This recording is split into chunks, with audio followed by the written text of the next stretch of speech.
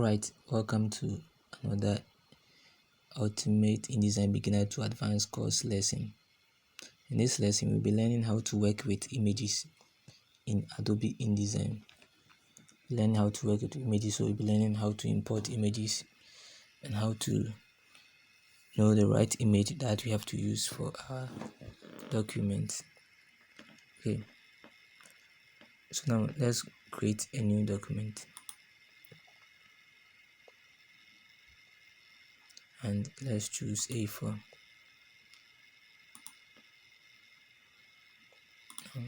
Let's make it portrait and click on OK. So now to import image, you have to go to File and now click on Place. You can either place from your CC library, but let's click on Place and then choose an image from your exercise files. So you can choose images that are in your exercise files. Go ahead and choose them. So open the working with images and then you can click in here and click on OK. And then to paste your image or import your image, after you have imported it, what you have to do is look at this something here. Now you see that the image has extruded to where it isn't supposed to be. So when you are bringing in an image, after seeing that the image, your cursor is holding your image, you shouldn't click on it once. You should click, hold and drag the image in order for you to place the image for you. Okay, so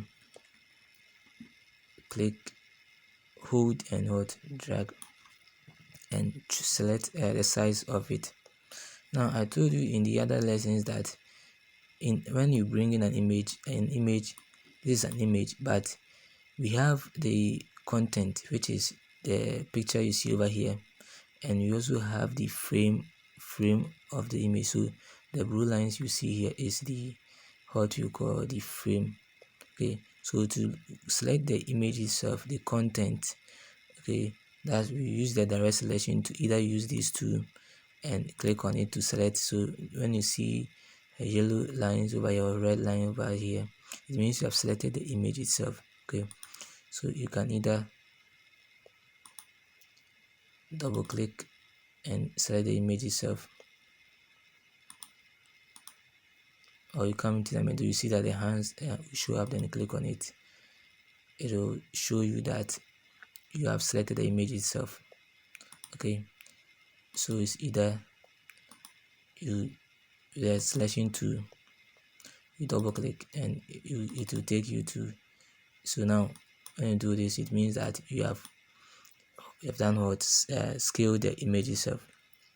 Now one thing that we should note is when we want to scale an image, you shouldn't just let's say hold shift and do this to scale your image. No, you've seen that the image didn't scale well because there are other parts that were omitted when we were scaling, even when we hold shift. Okay, shift is supposed to scale proportionally for us, but with InDesign, when we decide to hold shift and scale, you will see that certain parts of the images won't be shown. So now to scale an image in InDesign, you should hold Control Shift and to scale proportionally without hiding any part of the image. Okay, so that's one thing we should take note of. So now that is how to bring an image into Adobe InDesign. Also, to bring an image to Adobe InDesign, you can go to Properties, click on Import File here, and then you can do what?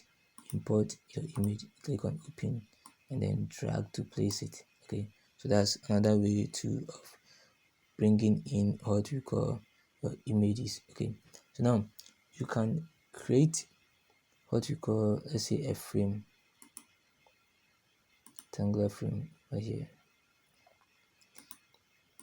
and with this you can bring in your image. So with it selected, go to file, place, and you can check or uncheck replace selected image. So it will come directly and come and what you call place itself in the frame. Okay, so now you can select it, and what you do is come to fitting and fit frame proportionally. Okay, so you can also sometimes it varies with the images. You have to select content aware fit. Okay, it varies with the images, so that's what sometimes you do. So you see that it fits with the frame that we drew over here. So we can also draw an ellipse frame, and then with it selected, go to file and then place. So you have to check replace selected item. If it is not checked, it will go to a different place without replacing it. Then you click on the file and then open. So when you go to exercise files, there are all these things over here. So then click here, then let's say fitting, content aware fit, then this is how it does. Okay, so now you can just come to fitting and also fit frame proportionally. So it looks like the same thing. Okay, so it varies with the images. So with different images like flowers and other things, you may have to fill content aware fit or fit content to frame, so you can play with it depending on the images that you decide to place in it. Okay, so now if we want to, what happens if we want to replace an image? So now we have the Carlo Ancelotti image here. What happens if we want to replace the Carlo Ancelotti image? Okay, now so when we want to replace the Carlo Ancelotti image, what we can do is come here to our properties. Okay, and what we'll do is, so let's scroll down and come to import file and then check replace selected item. Okay, then choose any item you want and click on open. So you see that it has replaced it. Okay, so that's one way of replacing images. And what if you want another, we want another way of placing an image? Okay, if there's another way you want to replace an image, let's say we want to replace this image. So what we will do is, without anything selected, you can go to file and then come to place, select an image over here, click on open, and with this you hold Alt. We want to change this image, replace this image. Okay, so we hold Alt and you click on the frame. So now you're seeing that it has replaced it. Alt and click on the frame, then it will replace it for you. So now if you see that your images are not clear, you can just come to Windows, and what you do is you come to view and then come to what you call display performance and set it to high quality display. Then you see your images clearly this time. If you don't see it clear, okay, it depends on your GPU. So that's one thing you should check. I'll set mine to typical display because I know that I'm using quality images, but it's because of the images that I have that is showing me that way. So now that's one thing. So when we are selecting images for our magazine and the rest, we look at the images that we should select. Obviously, we should select images that have spaces on the side. So for instance, this image has space here, it also has space here. So with that one is good for doing magazine. So we'll come to that one when we are coming to create the front page or the magazine cover. Okay, now so one thing that we should take notice, let's go to our exercise files, go to file, open, and open the print health magazine template in our what do you call the exercise files. So let's wait for it to load.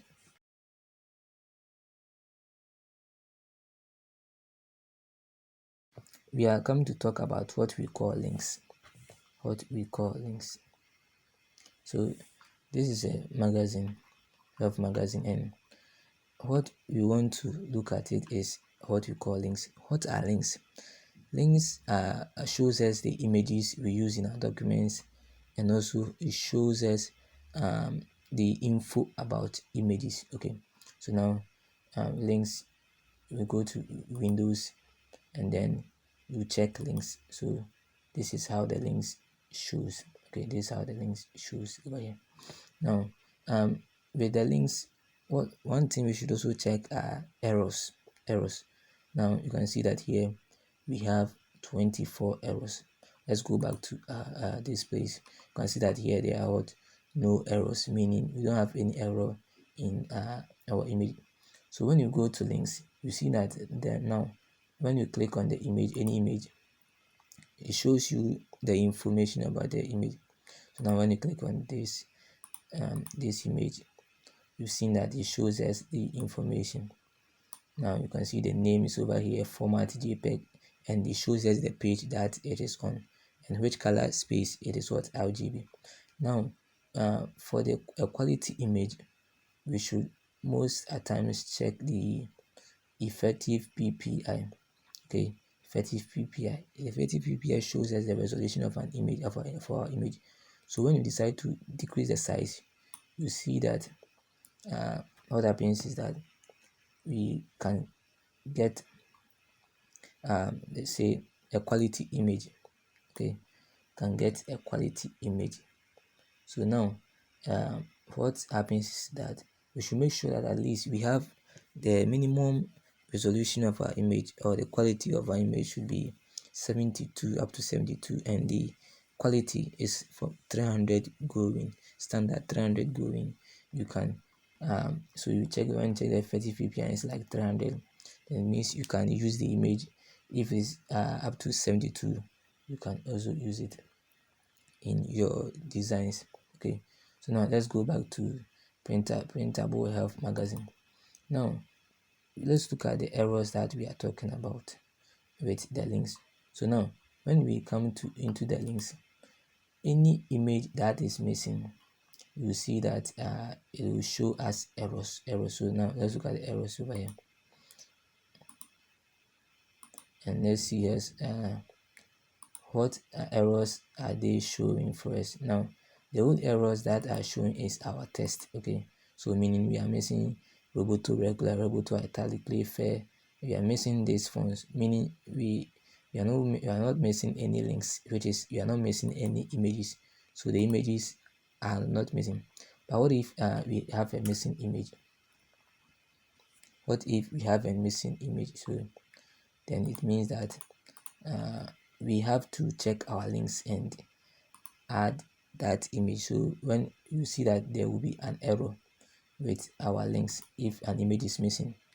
So if an image is missing, all we have to do is we have to relink missing links. Okay, relink missing links. So you can relink it from our CC library, or you can relink it from our files. Okay, so anytime we just click on the image, you see that it will relink for us.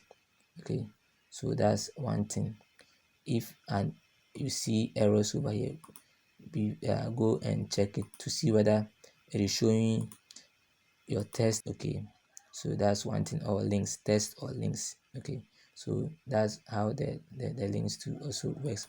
So now let's go ahead and look at how we can import or add multiple images. Let's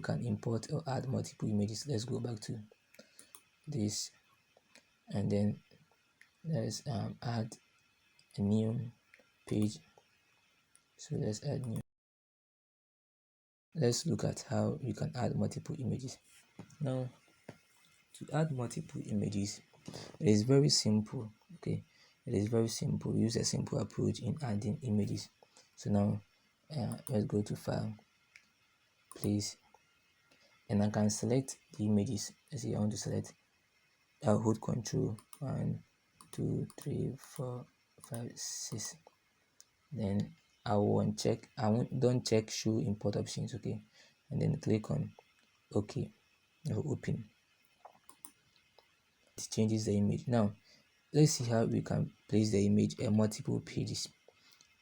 We can place the image. So what we will do is, if we want to create a frame for it as placing multiple images, what we do is, as we are placing it, we will use the arrow keys, okay, arrow keys. So the up arrow key, the top arrow key, we just click on it, okay, to create what we call the rows for us, okay. And then, so when you click on it, then you click on the top arrow key to create the row, and then you begin to drag it like this, and you click on the right or left arrow key to also create the what you call the columns for us. And then you see that now when you leave it, it has done what, place our images, okay. So we can use, let's go back again to see if we want a different image. We can use the arrow keys to swap, to change the images that we want. If you want to select an image, when you are bringing an image in multiple images, we use the arrow keys to swap or change the image. But when we want to place all at the same time, you have to create a frame for it, okay, or a grid for it. So in doing this, we just click, and before, as we are dragging, we can click on the top, okay, to make grace, okay. Then you can click on right or left as we drag to add more grids or frames for our images, okay. Then we just do what, so if it says images, so you click on top or down to add the rows, and you also click on the left. So the up and down add rows, and the left and right add columns. So immediately you are done adding the rows and columns, then you just leave your left click, and you see that the images will be added, and you can adjust them anyhow you want them, okay. So you select all, and you can adjust them anyhow you want them. So that's one way. Now let's go ahead and let's look at how we can also add multiple images by creating multiple frames. So now let's say I bring in a rectangular frame, okay, and I want to create like 6 or more frames for the images that I'll be bringing in.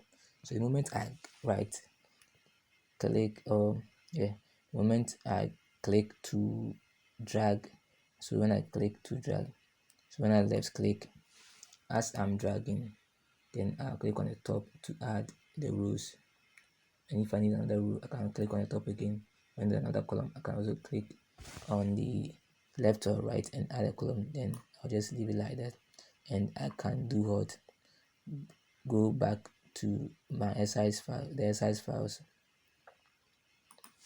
and then control, and to select the images, and then bring them in, or you can place it, okay, or you can place the images.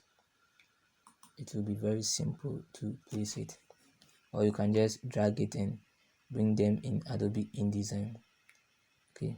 So that's one thing we should do, what, check. So it is, come to file, place, and then select, use control 1 2 3 4 5 6, and then click on open. So as it opens, you just click here to add the image, click it to add the image, click it, click it, click it, click it, and the image, you add the images. After that, you can just scale it, click on fit frame proportionally, fit frame proportionally. So you will see that everything will be set, and you would see now you are working with images with perfection, okay. You're working with images with perfection. Now let's go and look at how we can also let's see, cut the backgrounds of our images. You can remove the backgrounds of our images. So anytime that we bring an image and we want to remove the background, let's look at the way we can do it. So now let's go to our size files and bring an image file, please. Now let's bring in this image. Click on open and then left click and drag. Okay, so we have a fine image. Let me go to my layers. Let me bring in a background. Okay, all right. Shift X to swap. Then let me pick a color for it.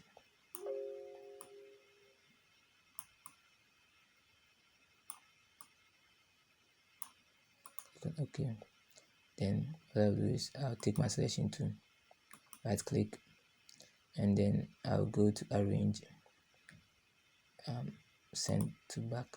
Okay, so now let's go ahead and cut this image. So you click on the pen tool and zoom in, and now you have to select it very well.